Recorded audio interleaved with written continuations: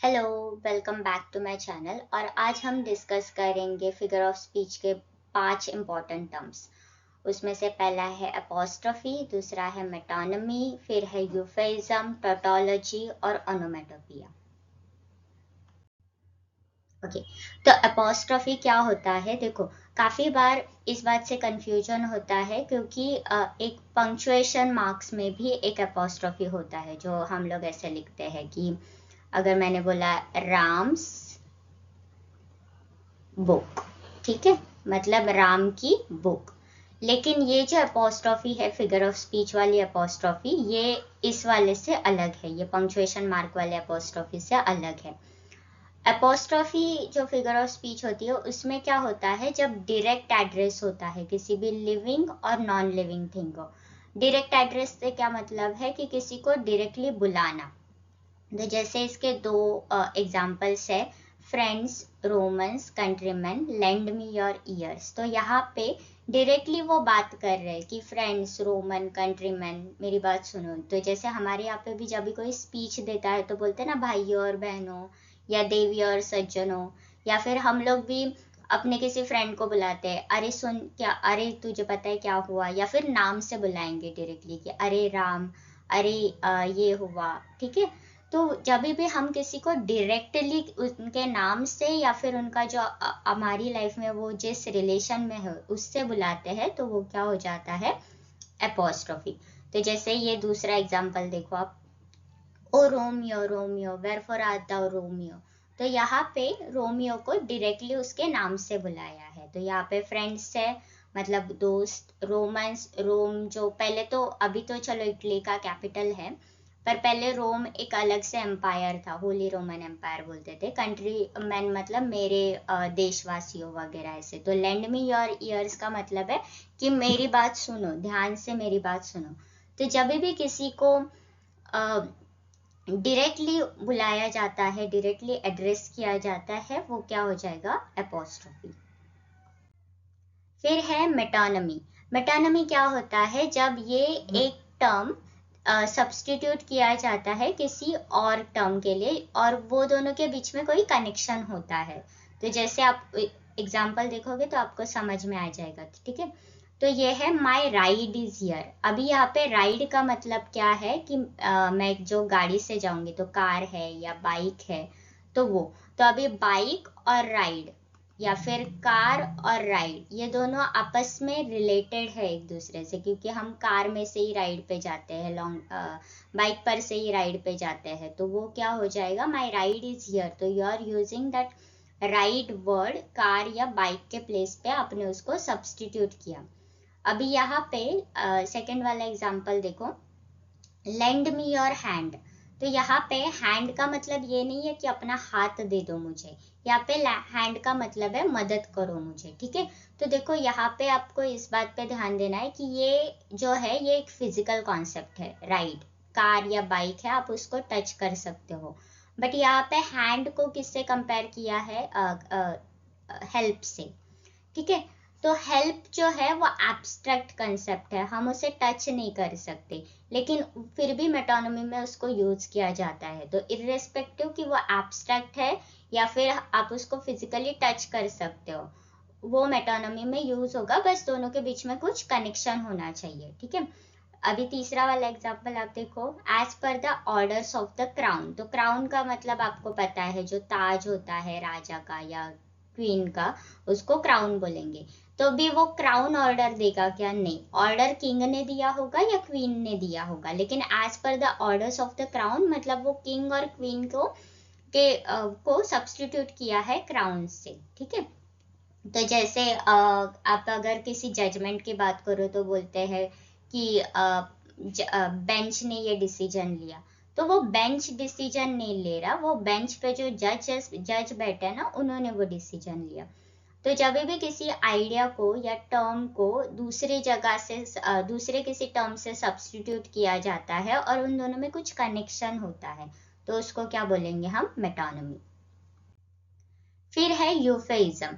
यूफेइज्म का मतलब क्या होता है, देखो कभी कभी कुछ वर्ड्स होते हैं ना जो काफी हार्श होते हैं सुनने में, तो फिर उससे किसी को बुरा भी लग सकता है। तो फिर किसी को बुरा नहीं लगे या फिर किसी के सेंटिमेंट हर्ट नहीं हो, तो हम लोग क्या करेंगे, उस वर्ड को किसी एक सिंपल वर्ड से रिप्लेस कर देंगे। तो जैसे ये वाला आप फ्रेज देखो, क्रॉसिंग रेनबो ब्रिज। तो जब किसी एनिमल की डेथ होती है ना, खासकर पेट की जब डेथ होती है, तो नेचुरली बहुत बुरा लगता है। अगर आपके पास पेट है तो आपको ज्यादा अच्छे से समझ में आ जाएगा। जब भी पेट के साथ कुछ होता है बहुत खराब लगता है, तो उनके लिए ये वर्ड यूज किया जाता है, क्रॉसिंग अ रेनबो ब्रिज। मतलब जब भी कोई ऐसे बोलता है कि my dog has cross the rainbow bridge, तो मतलब उसके डॉग की डेथ हो गई, लेकिन डेथ सुनना वर्ड खराब लगता है, तो फिर क्रॉसिंग अ रेनबो ब्रिज बोलते हैं। या फिर यहाँ पे भी अगर किसी की डेथ होती है तो फिर लोग यूजुअली बोलते हैं ही पास्ड अवे, ठीक है, या फिर वो ऑफ हो गया। महाराष्ट्र में ये काफी चलता है, ऑफ हो गया। तो ऐसे वर्ड्स को, डेथ को डायरेक्टली नहीं बोलते, उसकी जगह पे कुछ ऐसे वर्ड्स यूज करते हैं जिनकी वजह से खराब कम लगे या उसका जो इंटेंडेड इम्पैक्ट है वो थोड़ा कम हो जाए।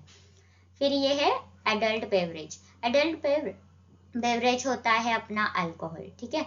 तो अल्कोहल सुनने में खराब लगता है, या फिर बच्चों के सामने हम उसके बारे में बात नहीं कर सकते कि अरे ये दारू पी रहा है वगैरह, तो फिर एडल्ट बेवरेज की बड़े लोगों की ड्रिंक।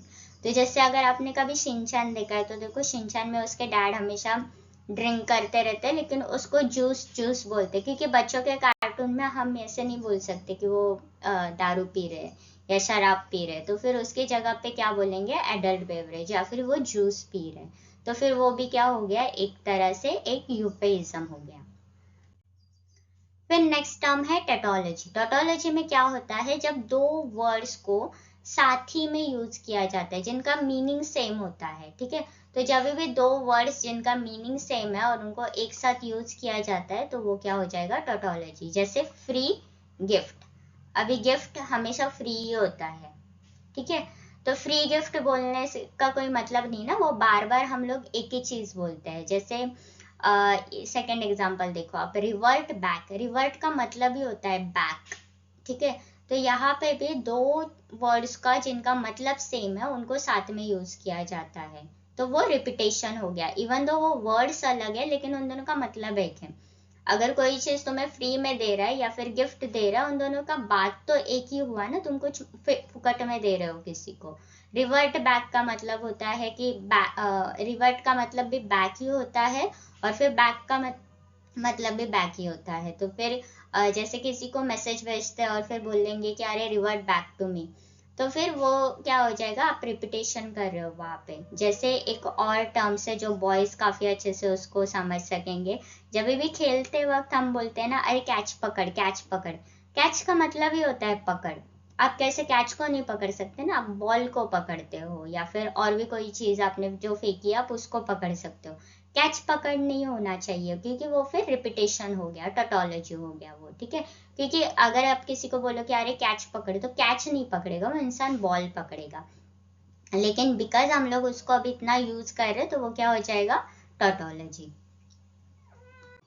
फिर नेक्स्ट कंसेप्ट है ओनोमेटोपिया। ओनोमेटोपिया का ना स्पेलिंग याद रखना, अगर कभी आपको इसमें लिखने को आया, कहीं पे लिखने को आया तो बहुत गलती कर देते हैं, खास करके स्कूल में जो बच्चे हैं वो काफी गलती करते हैं, क्योंकि वो उनको इसमें लिखने को आता है अप्रिसिएशन में, और ओनोमेटोपिया हमेशा रॉन्ग कर देते हैं स्पेलिंग। तो ओनोमेटोपिया का क्या मतलब होता है, ऐसे भी वर्ड्स जो साउंड को डिस्क्राइब करते हैं। तो जैसे नॉक नॉक, टिक टिक, ने। ने हॉर्स का जो साउंड होता है, हॉर्स जो आवाज करता है ना, उसको ने बोलेंगे, ठीक है। तो फिर ऐसे सारे वर्ड्स जो साउंड को डिस्क्राइब करते हैं, जैसे tap tap, pat pat, ring ring, tring tring, tip tip, ये सब क्या हो जाएगा, कुछ साउंड बताते हैं। तो जिसमें और हमेशा ऐसे ही वर्ड नहीं होनी चाहिए, नॉक नॉक, टिक टिक। ने जो वर्ड होता है देखो, उसकी वजह से वो एक ही बार आया लेकिन वो फिर भी साउंड को बताते हैं। जो तो जैसे हो गया बार्क, तो डॉग जो बार्क करते हैं वो भी साउंड होता है। या फिर बीज बज करते हैं, तो वो वर्ड सुन के हमको क्या साउंड पता चलता है कि कुछ तो साउंड हुआ है, तो बार्क से हमारे दिमाग में आ जाता है इमिडिएटली कुत्ते का भौंकना, तो वो क्या हो जाएगा, ओनोमेटोपिया। फिर है metaphysical conceit. Metaphysical conceit metaphysical poets use करते थे। ये एक तरीके का कंपैरिजन ही होता है, लेकिन इसमें बहुत फारफेस्ट बात की जाती है। मतलब एकदम कोई ऐसा हम लोग ऐसे बोलते हैं ना कि अरे वो बहुत छोड़ता है, वो बहुत ऐसे लपेटता रहता है, तो वो क्या हो जाएगा, वो मेटाफिजिकल कंसीट में आ जाएगा कि कोई बहुत बढ़ा चढ़ा के कुछ बता रहा है, तो that is a metaphysical conceit. तो जैसे पोयम है flee bye John Donne,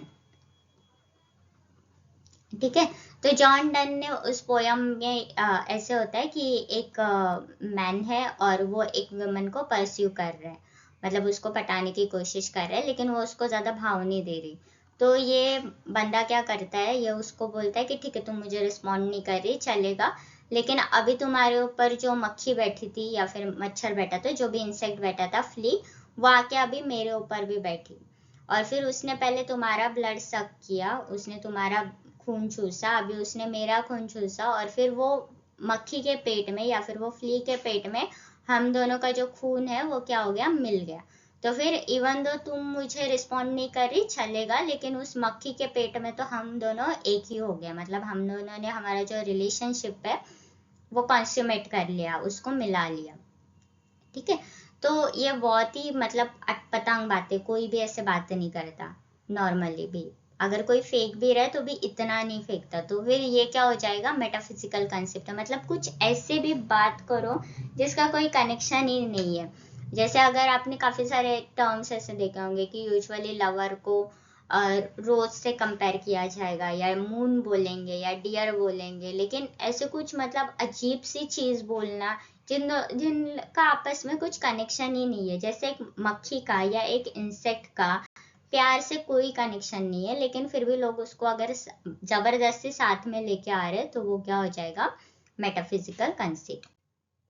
okay, so that was it for this video. I hope आपको वीडियो अच्छा लगा। अगर अच्छा लगा तो प्लीज़ इसको लाइक करना, कमेंट करना, और अपने फ्रेंड्स के साथ भी इसको शेयर करना, और प्लीज़ चैनल को सब्सक्राइब करना। Thank you.